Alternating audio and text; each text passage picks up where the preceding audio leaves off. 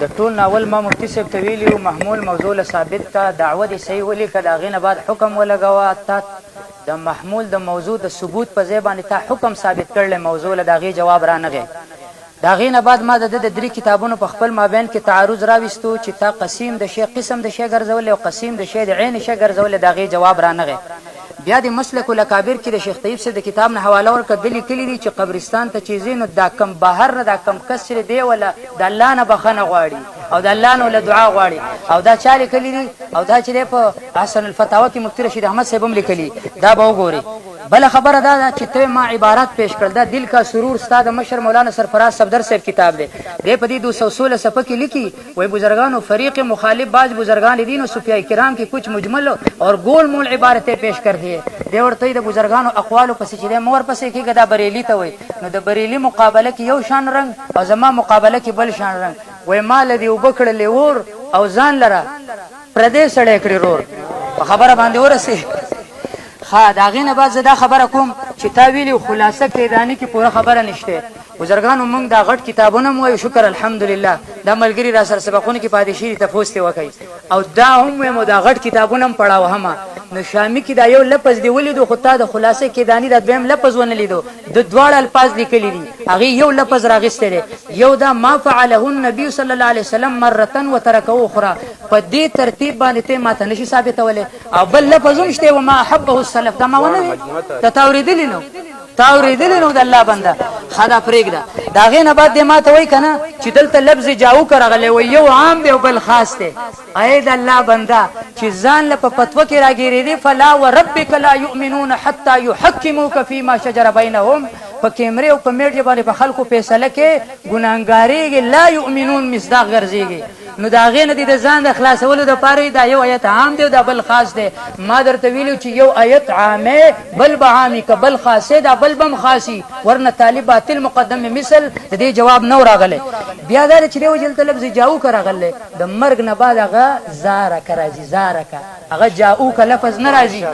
د هغې نه بعد بله خبره دا کوم دی وایي چې تا په حیات النبي مسله کې نسمت المؤمن حدیث پیش کړی زم په هغې کې ما دا پیش کړی چې د مؤمن روح په جسم کې دننه نه او د هغې سره زما د موضوع سره مناسبت دا خو بالکل برابر خبره وه بیا دی وایي چې بزرګانو د شیخ قاسم نانوتي صاحب عبارات چې دی په هغې کې چې دی وایي تا ګول مولین وچلو ما دا ویلو دې کتاب کې د شهید دپاره چې کوم جسم مثالي منل دی او شهید دپاره د هغه جسم ته چې میت ویلی دی په هغې باندې تا فتوه لګولې ده تا ویلي دا معتزلي دی او تا چې دی په عذاب قبر مناظره کې مفتی فدا صاحب ته دا فرمایلی و چې دا انکار حدیث دی دا قادیانیت دی او دا چې دی نو د معتزله او د خوارجو مسلک دی زه دا وایم دا سړی دی یو ځل ګول مول کړی دی شیخ قاسم نانوتي رحمه الله له تا ډېره زیاته بېعزتي کړې ده اوس چې دی نو د ده نه ته ځان دلیل پیش کړې نو د خارجي او د معتزلي نه ستا په نسبت باندې دلیل پیش کول نه دي پکار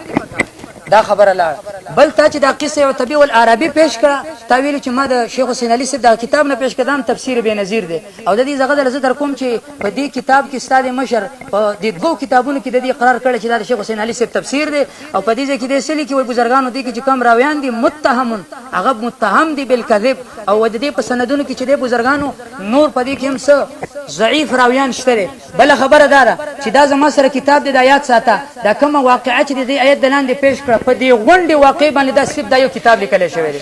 صرف په دې باندې اوس چې دا غونډه مناظره زه په دې باندې ور اړوم نو هسې دا باقي خبر رانه پاتې کېږي بل تا چې ما من حدین یسلم علیه دا حدیث دی پیش کو دا زما سره جلاء الافهام دی په دې کې شیخ الاسلام ابن قیم صاحب څه لیکي وسألت شیخا عن سماع یزید بن عبد الله من ابي هريره فقال ما كانه ادركه وهو ضعيف ففي سماع منه نظر پر روایت باندې هم جرح وشوه د شیخ طیب صاحب د عبارت جواب هم وشو دا غې نه بعد چې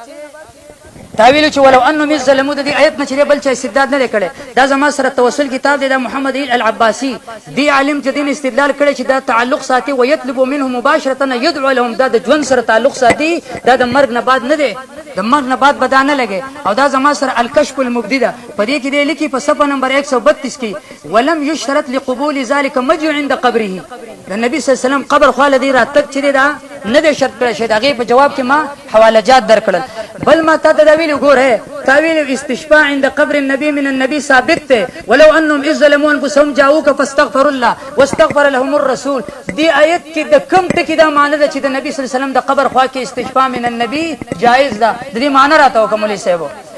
بل خبره ده چې ما تا خپل دعوه پیش کړې و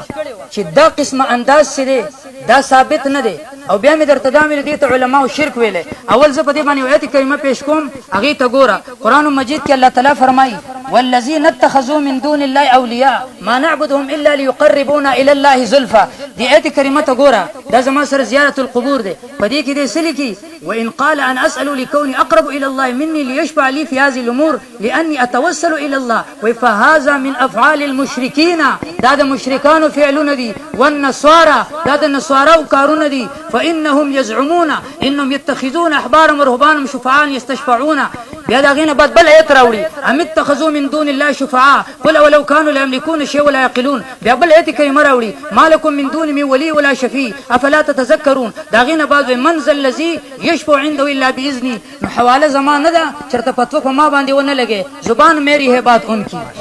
دا غینه بعد زدا وېما دا زما سره تفسیر مفتی محمود دی. په دې کې دې سلی کې ګوره شیخ سوق دی شیخ مفتی محمود رحمه الله سلی کې به تفسیر کې وही दगा आयत रागी से रबिया लिखी किसी की कब्र हो या कोई मैयत हो कोई कब्र या मैयत किसी इंसान की मदद नहीं कर सकती. इनको साहिब इख्तियार समझना. और ये मुशरिकीन तो क्या करते थे कि हम इन बुतों के इबादत उनकी जात की वजह से नहीं करते बल्कि इस वजह से करते कि ये अल्लाह ताला के करीब कर देते हैं. पदे के दे दा खबर है वकड़ چې دا مونږه واسطه منو او واسطه چې څوک مني دا مشرکان دي. د مشرکانو د پاره چې دا قول غي پیش کو وزه د توس دا خم دا 103 صفحه ده سماع الموتى ده. پدې کې شیخ سرفراز صاحب درس سے لیکي وای مونږ چې دا استشفاء یادو کنه وای دا مونږ کسی مقبول برگزیده بندی کې کا واسطه ور سفارش ہوتی وای دا واسطه ده وای دا واسطه ده د شفاعت. او دا یاد ساتي په دې کتاب کې وای سماع الموتى کې شیخ سرفراز صاحب درس وای دا واسطه ده. او په دې ګلدسته توحید کې وای د مشرکانو طریق واردات دا چې شرک به کو بیا وای چې زب بالذات د مستقل نه غنم زي واسطه غنم دا د مشرکانو طریق وارداتو. دا غینه بعد ګوره زم ته د استشفاء قول کې ستاده دغه آیت کریمه کې بوی هم نشته چې ستاده استدلال د دینه تام شي. دا زما سره تفسیر کشف الرحمن دی. په دې کې د حدیث را نقل کړي د آیت دلان دی. د بخاری نے جابر بن عبداللہ سے نقل کی ہے جو شخص اذان سن کر یوں کہتا ہے اللهم رب هذه الدعوه التامه والصلاه القائمه آت محمدا الوسيله والفضيله وابعثه مقاما محمودا الذي وعدته تو ایسے شخص کے لیے قیامت کے دن میری شفاعت حلال ہوگی.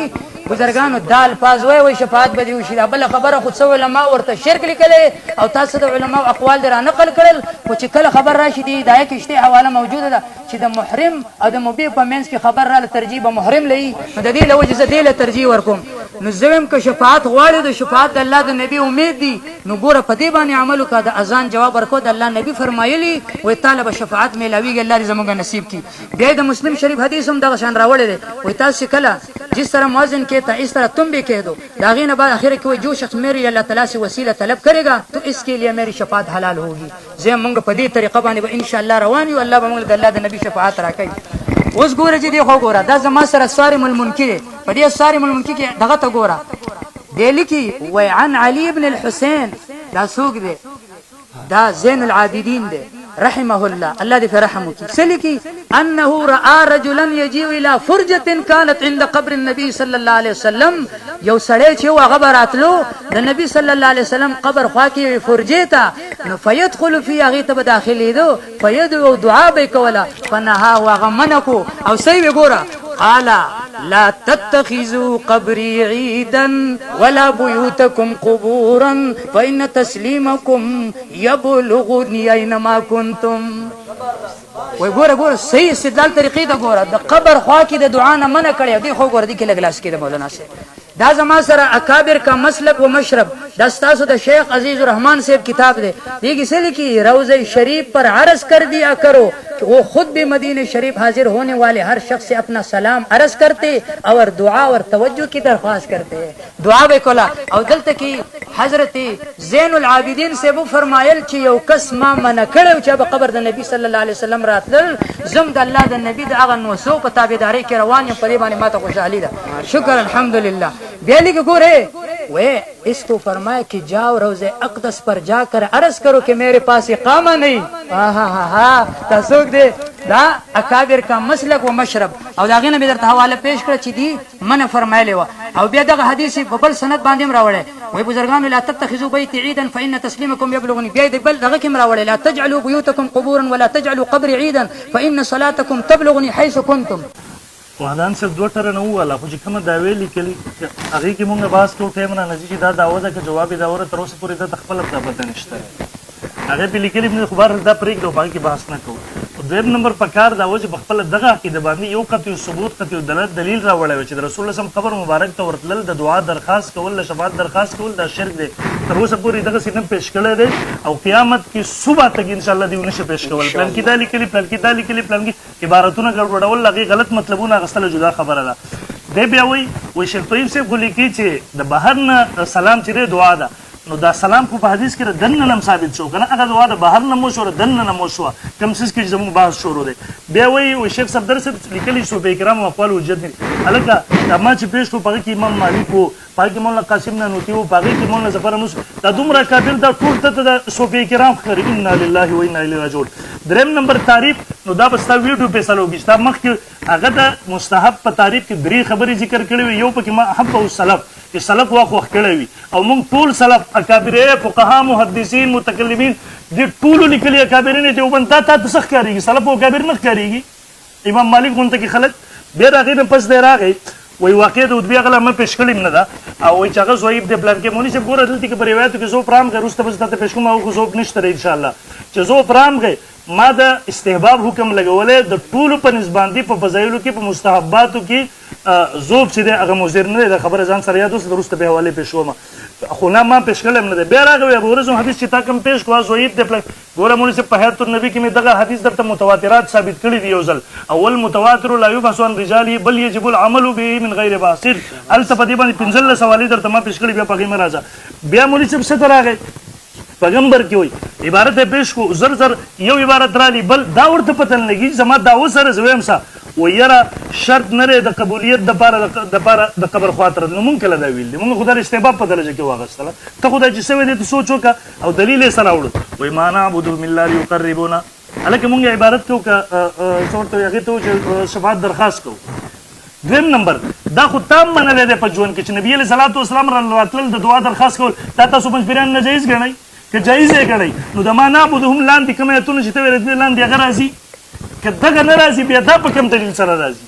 ته خو لږ پر خپل ځان باندې جړا وکړه چې دا ته کوم څه وی. بیا د دې نه پس راغی مفتي محمود رحم الله لیکلي چې هغې کې د چا مدد کول صاحب اختیار ګڼل دی یو څیز مونږ نه یو ښایي د مفتي محمود رحم الله حواله درته پیش کوو. بیا راغی صارم المنکي مولوي صاحب یاد وساته په دې مسله کې د ټول امت نه په خلاف علامه ابن تیمیه رحم الله چې هغه مونږ احترام کوو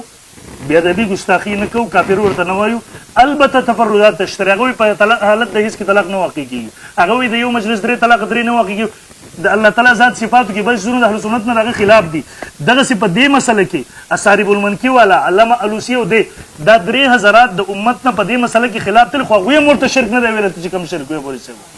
چې قبر خواله راتلل شفاعت درخواست کول دا د پنجپیریانو د خوارجو د معتزلو غوندې کې هغه نظریه ده چې په امت کې ربل چا نه وه. بیا د دې نه پس راغی وایي لا تتخذوا قبري عیدا نو مونږ کله ویل دي لا تتخذوا قبري عیدا دې مسلې ته دا وایې سمه دا ورسره او د دلیل سره خلک به درپسې خاندي. بیا وایي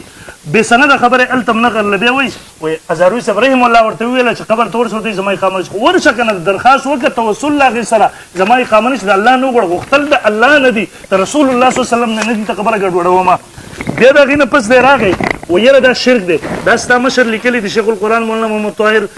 پنجپیري رحمت الله علیه کې حیات و خدمات مصدم میاں محمد الیاس صاحب صفحه 307 کې ګړي وایي مولانا حسین علي صاحب رحم الله دا مسائل چې کوم استشفاء عند قبر النبی سماع عند القبر وغیرہ فروعات میں جزوی اختلافات سمجھتے ہیں او دی وایي شرک دی نو اوس ستا مشر صحیح دی که ته صحیح یې پته نه لګېږي. بیا د سلام په مسله کې اقامت البرهان هم لیکي چې دغه دعا ده د دنه نه جواب هم ملاویږي ظاهر ته دی لیکي بلکې ظاهرین کا سلام سننے اور اس کا جواب دینے کے لیے هغه ظاهر لفظ هم راغی زه نور زد خو مه کوو خبره خو ومنه ای مولوي صاحب بیا زما ستا نه مطالبه ده په دا خپله دعوه باندې یو دلیل چې نبي اسلام قبر خوا ته راتلل په ژوند یا بعد الوفات او التر دعا درخواست کول دا شرک دی، قطعي ثبوت قطعي دلالت دلیل. څنګه چې شرک ویل د مناظرې تر اخره پورې به غواړم، خو دقه ګډوډوالی به کوي، د جل نه به کار اخلي، انشاءالله یو دلیل به پیش نه کړي. زه راځم دی نه پس درېیم دلیل ته. دا مسلم شریف دی زما سره جلد 2 صفحه نمبر 268 دے حدیث نقل کی دی نبی علیہ الصلوۃ والسلام. نبی علیہ الصلوۃ والسلام فرمایا عن انس بن مالک ان رسول اللہ صلی اللہ علیہ وسلم قال اتيت في روایت حداب مررت على موسى ليله اسري عند الكسيب الاحمر. دا معراج پشپ باندې زره سرو شګو د ټیرکې په خوا باندې موسی علیہ السلام په قبر تیر شو، مې د زمکه په خوا کې او هو قائم يصلي في قبري، هغه په خپل قبر کې ولاړ مونږ کو. ګوره مولوی صاحب د انبیای کرامو عند القبر سما اتفاقی مسله درسته به پیش کم. بیا د اهل سنت والجماعت په نسبت باندې څنګه چې د غنو حدیثونو ثابت دي په قبر او برزخ کې انبیای کرام منظم کوي. هر کله چې منځ وغیرہ دا عبادت په قبر کې ثابت شو نو په دغه کې دعاګانې دي پر امونځ کې، نو د مستشفی لپاره د شفاعت درخواست کول په طریقه اوله سره ثابت شو. څلورم نمبر دلیل پیش کوم ولې مسند البازار جلد 10 او 9 د رسول الله صلی الله علیه وسلم فرمای وقال رسول الله صلی الله علیه وسلم حیاتی خیر لكم، زما ژوند دنیوي ظاهري غوړه ده تاسو لپاره، تحدثون ونحدث لكم، تاسو ما تخپل حالات بیانوي زه تاسو ته بیانوم، ووفاتی خیر لكم، زما دنیا نه تګم غوړه ده، تورزو علی اعمالکم، تاسو اعمالو ما پیش کی، فما رايت من خير حمدت الله عليه، زج خیر احلات وګورم نو زبد الله حمد بیانو، وما رايت من شر استغفرت الله لكم، زج د امت مجموعي بد حالات وګورم زبد الله نه بخنه غواړم. اقصص په صحیح مرفوع اولان دي سلی کی واورده الهيثمي في مجمع وقال رواه البزار ورجال الصحيح. د بخاری سند دی بالکل بدی کې باس نشته دغه رنګ مولوی صاحب په برزخی ژوند کې دغه ثابت شو د په صحیح مرفوع حدیث سره 5 نمبر دلیل دا ما سره مولوی صاحب تفسیر قرطبی دی جلد 6 صفحه نمبر 439 عن علي رضي خلیفہ راشد علی فرمای قال قدم علينا عربي بعد ما دفننا رسول الله صلی الله علیه وسلم. خلیفہ راشد سوې د صحابو زمانه ده ویو مونږ نبی علیہ السلام دفن کو یو کس صحابي راغی بسلاس دی یې درې ورځې تیر شوې د نبی سم دفن کولو فلما بنفسي على قبر رسول الله خپل ځان نبی علیہ السلام قبر باندې راوګرځي د خبيان دلاسه وحصل راسي من تراب فقال قلت يا رسول الله فسمعنا قولك وعيت عن الله فوعينا عنك وكان فيما انزل الله. الله چې کوم قرآن نازل کړی دا غي استدلال کوي ولو انهم ظلموا انفسهم وقد ظلمت نفسي، ما په خپل ځان باندې ظلم کړی وجئتك او زه تا ته راغلم تستغفر لي چې زما لپاره بخښنه وغواړي، فنودي من قبر انه قد غفر لك، اواز ورته راغی بخښنه وشوې ده تا ته. دا خلیفه راشد دی د صحابه دور دی د رسول الله سم قبر ته راغلی دی، قبر الفاظ هم پکې دي، قبر د رسول الله سم ته راغی د خلیفه راشد. اوس د دې رپس هم کوموي سم چل ول کوي چې پلان کې لیکلي پلان کې دا به خالص د جلی عوام په دې باندې فیصله کوي. او دغه دا مفتی اعظم پاکستان مفتی شفیع صاحب رحم الله په صفحه نمبر 517 معارف کې نقل کوي حضرت علی کرم الله وجهه نے فرمایا کہ جب آپ رسول اللہ صلی اللہ علیہ وسلم کو دفن کر کے فارغ ہوئے تو اس کے 3 روز بعد ایک گاؤں والا آیا اور قبر شریف کے پاس گر گیا اور زار و قطار روتے ہوئے آیت مذکورہ کے حوالے دے کر عرض کیا. دا آیات ہوا کہ اللہ نے اس آیت میں وعدہ فرمایا کہ اگر گنہگار رسول اللہ کی خدمت میں حاضر ہو جائے اور رسول اس کے لیے دعائے مغفرت کر دے تو اس کی مغفرت ہو جائے گی. اس لیے میں آپ کی خدمت میں حاضر ہوا ہوں کہ آپ میرے لیے مغفرت کی دعا کریں. اس وقت جو لوگ حاضر تھے ان کا بیان ہے کہ اس کی جواب میں روز اقدس کے اندر سے آواز آئی قد غفر لك یعنی مغفرت کر دی گئی. د بحری محیط په حوالې سره نقل کوي. اوس مولوی صاحب مفتی شفیع صاحب دی کم الفاظ چې ما دا وکړي لیکلي اق الفاظ سره استدلال کوي توبه وباسه په داسې باندې بدي کې غنور چل ول نه کی امدقه د ستاسو سند دی او وی شیخ حسین صاحب په کې دا لیکلي ته خو هغه په زور تضاد ثابت دی. شیخ الانی صاحب په کتابونو کې تضادات ثابت دي راغلي ظالم د خپل سند دفاع نشي کولای په زور باندې مشرک ثابت دي دلته دا تحریرات د نکنه د انکار مکونن هغه لیکي په صفحه نمبر 396 کې عن علي رضی الله بعد ما دفن صلى الله عليه وسلم رست راغلی چې مسلم دفن کړو جاء عربين فقال رسول جئتك تستغفر لي الى فنودي من قبر الشريف قد غفر لك. ام دک الفاظ راغلی زه تا ته راغلی ستا قبر مبارک ته راغلی مولا حسین علي صاحب رحم الله هم نقل کوي مکتب تاسو پنځپریانو چاپ کړی دی بغیر د نکیر را ام دغه رنګ زمونږ صاحب دلیل نمبر 6 دا زما سره الاو سنن علامه عثماني چې دا دی د علماء دیوبند کتاب دی رهناپو کتاب دی علامه زبر په بری صغیر کې منل شوی جلد صفحه نمبر 498 دې نقل کوي وقد صح دغه آیات نقل کې په تور د استدلال راوړي د استشفاء لپاره ان ابي ايوب الانصاري په صحیح طریقې سره راغلی دی. ابي ايوب الانصاري انه قال لمن كان یو راغلی قبر خواته ورته پنځپیرانو بشن خبره چا وکړه چې ته څه کوې؟ ده ورته وویل وضع وجهه على القبر، د خپل مخ په قبر مبارک کېښود نبي علیه السلام پر انما جئت رسول الله سلام، زه نبي علیه السلام له راغلم ولم آت اللبن والحجر، زه ګټې یا خښتې له نه یم راغلی د پنځپیرانو غونته کې چې دا ګټه یا خښته ګڼي، زه رسول الله صلی الله علیه وسلم ته راغلی کما سیأتی بسبب ان حکم الآیت بیا هغې نه پس همدغه نقل کوي. دا مولوي صاحب علامه عثماني عظیم محدث دقه د استدلال لپاره په استشفاء باندې نقل کوي. اووم نمبر مولوي صاحب زر اعظم مصنف ته مولوي صاحب دلایل به وروسته ذکر کوم، شپږ دلایل مې ذکر کړل، مخکې به انشاءالله دلایل و انبار زما وګورئ. چل ول مه کوه اکابر دی قسم دی کوم عبارات چې پیش کوي، یو عبارت هم سره موضوع سره تعلق نه ساتي، یو آیات یو حدیث دغسې راوړه چې په هغې کې دی د رسول الله صم قبر مبارک ته راتلل د دعا درخواست کول دا شرک دی. انشاءالله زما چیلنج دی دنیا پنځپیریت ته پیش به نه کړي انشاءالله. عبادت والا د آیتونه مه پیش کوه مولوي صاحب، په هغې کې زما اوس بحث نشته، د قبر خواته راتلل دعا درخواست کول په دغې کې بحث دی. بسم الله الرحمن الرحیم. د ټول نه اولنۍ خبره زه دا کوم چې دی وایي چې تا دعوې ته دې دعوه نه دی لیکلې، تاسو یې دعوه راکړه چې ما دله درکړه، خو اصل کې مسله دا ده دې ځای کې مدعي ته یې زه نافي یم. ما چې تا ته دعوه کړله ما دعوه په شکل د نفي کړې ده، په نافي باندې دلیل چا ویلی؟ د نافي دپاره دلیل ضروري دی؟ زه خو معارض یم، په معارضه کې درته زه دغه پیش کوم، دلایل پیش کوم، او اته احادیث مې درته پیش کړه، او د قرآن مجید د آیتونو نه مې درته غالبا 4 آیتونه په اولني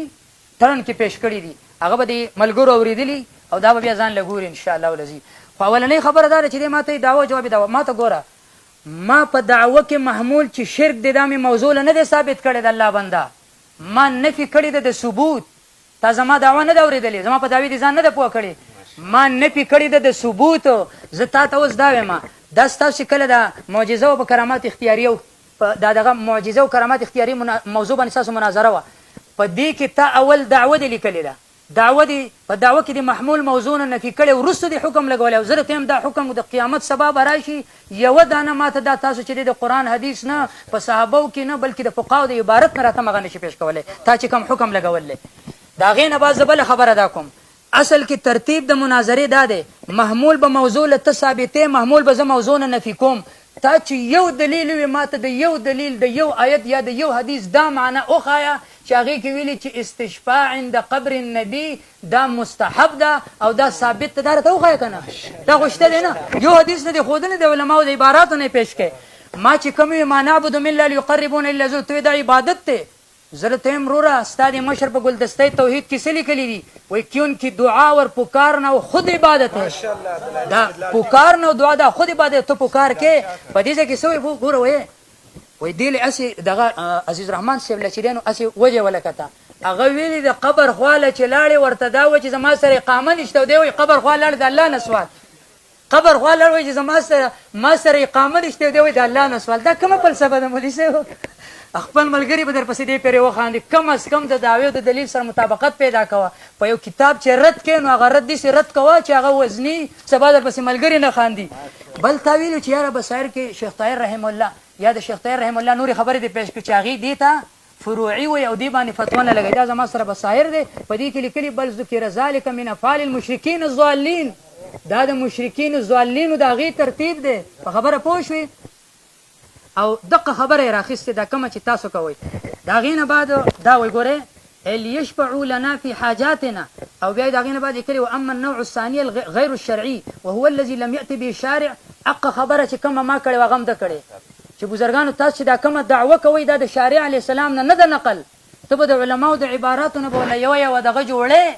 لیکن د قرآن او د حدیث نه صراحتا یو لفظ نشي ښودی چې په هغې کې دا چې د نبي صلی الله علیه وسلم قبر خواله لاړ شو د نبي نه سوکه د شفاعت طلب ترې نه وکړه، دا ما ته نشي ثابتولی، او دا ورته هم نشي ثابتولی چې د اقامې سوال ته وکړه، دا ته هم نشي کولی چې ما له دا حاجت پوره کړه، دا نشي ثابتولی انشاءالله. بیا د هغې نه بعد تا چې د قصې عتبي والاعرابي پیش کړه، دا تا څنګه وي بزرګانو دې دپاره چې دی جی د هغې نه مخکې تا داسې یو واقعه وویله دې متعلقه ویلې دي دا یو واقعه دی ویلې، دقه واقعه وه، تاسو ذهن به کار نه کوي په هغې باندې. دا شیخ حسین علي صاحب په دې باندې رد کوي، دی وایي دا ثابته نه ده،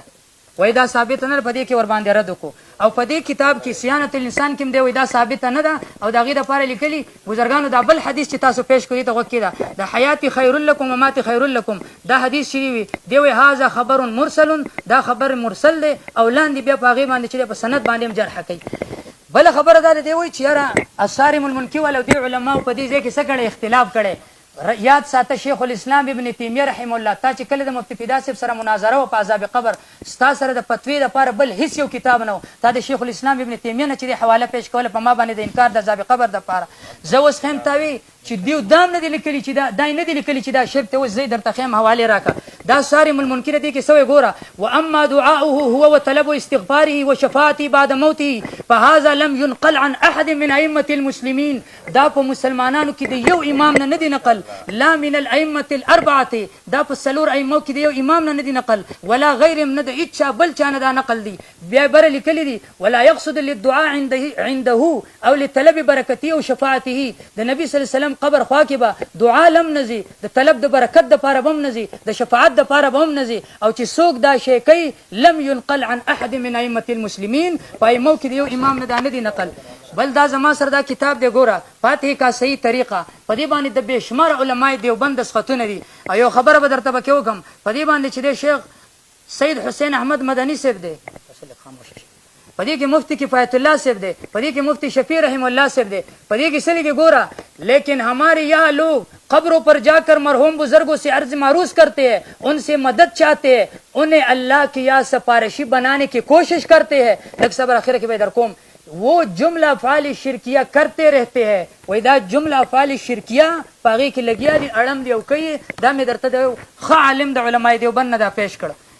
بیا درته دا ګوره تاویل چې شیخ الاسلام ابن تیمیه فتوا نه لګولې دا ګوره قاعده جلیلیه دي ته ګوره دې کې لګي فإن طلب شفاعته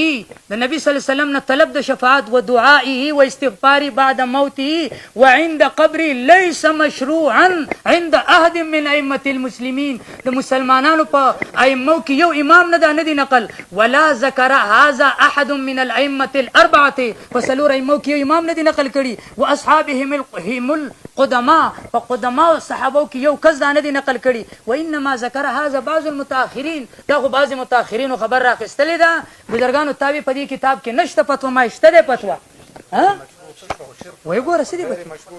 څنګه به کې نشته حواس غوکې دا زما سر کتاب دی د علماء دیوبند صبر په دې کې سلی کې ګوره د علماء دیوبند کتاب کې 184 صفحه کې لیکي فالتمسك بسنة سيدنا ونبينا محمد المصطفى هو الاصل في مذهب علماء دیوبند الکه بزرګانو و یاد ساته دلیل بد الله د نبی په حدیث باندې نسی دا اصل د په مذهب د علماء دیوبند کې بیا لیکي فالامور التي ليس لها اصل في الكتاب والسنه وتعامل الصحابه هغه امور چې پای کې د قران نه دلیل نو د سنت نه نو د صحابه تعامل نو او سند في اطار ذوق والعمل للعارفين بالشريعه لاندې لیکي فهي باثرها جديره بالرد ودا د دې مناسب دي چې دا پریګ دي او دین انکار کوي فاجتناب هذه البدع والخرافات اتباع سنن السيد الموجودات ذلك هو مذهب علماء دیوبند د علماء دیوبند مذهب دا دی خبره به د قران نه ثابته د حدیث نه ثابته د صحابه د قول نه ثابته بیا چرته د امام ابو حنیفه رحم الله مقلد دا غینه ثابت کا او زه دا وایم ګوره چې لفظ د استشفاء عند قبر النبي او مستحسني کدا لفظ دی راته او خودو نو ستابه ګټه زما به بلاتی او ان شاء الله په خنجر دی نه وهم نه په تلوار وسوم دی د قران حدیث پدار ان شاء الله ولذي ز په خپل شاعر یم بای لک صبر ګوره وکې دی دا زما سره مصنف ابن ابي شيبه دا په دې کې لیکي فصل في الصلاه عند قبر النبي واتيانه خبره توس ګوره مخکي به لیکي ګوره عن علي بن الحسين انه راى رجلا يجيء الى فرجه كانت عند قبر النبي مخکې دا حواله پیش کړي و فيدخل فيها حضرت زين العابدين سے وی یو سړی براتو د نبی سلام قبر خواته الته به سکو دعا به کو ما درته خو د چستا مشر دعا د قبر خوا کې چې دی داغي قول کړي دي په دې کې مسلک په دې کتاب کې اکابر کا مسلک و مشرب کې دا قول کړي دي نو سجل به کو ګورا نو دو ورته وی فنهاه منيكو بيورتي الا احدثك بحديث سمعته من ابي عن جدي عن رسول الله صلى الله عليه وسلم قال لا تتخذوا قبري عيدا بزرگانو د دقه حدیث نه ګوره چا استدلال کړي دي د نبی صلی الله علیه وسلم نو ست استدلال کړي مال دقه کافی ده ته د نور علماو نه استدلال کوه، زه به د الله د نبي د نوسو نه استدلال کوم ان شاء الله العزیز، پته به لګېږي. او بیا ورپسې په دې بل دغه کې هم د حدیث راوړی و یاد ساتئ تاسو چې وایي دی وایي که نه بزرګانو قبر خواله لاړ شه، د اقامې سوال تیم کوه، دغه استشفا سوال تیم کوه، طلب د مغفرت تیم کوه، دعا تیم کوه. ګوره یاد ساته په دې کې بزرګانو دې څه لیکي، دا حدیث راوړی دا څه وایي جي قال سمعت النبي قبل ان يموت بخمس، د نبي صلی الله علیه وسلم د وفات نه 15 ورځې مخکې دا ته ما اورېدلي وو. صحیح فرمایل الا وان من كان قبلكم كانوا يتخذون قبور انبيائهم وصالحيهم مساجدا الا فلا تتخذوا القبور مساجدا اني انهاكم عن ذلك. وای زو د دینه منکم. او دا چاره وړي دا څوک دی؟ محمد بن ابي شيبه، عبد الله ابن محمد ابن ابي شيبه. دیو د دین استدلالا دا راوړي، او دا چې دینو زین العابدین صاحب استدلالا دا راوړي.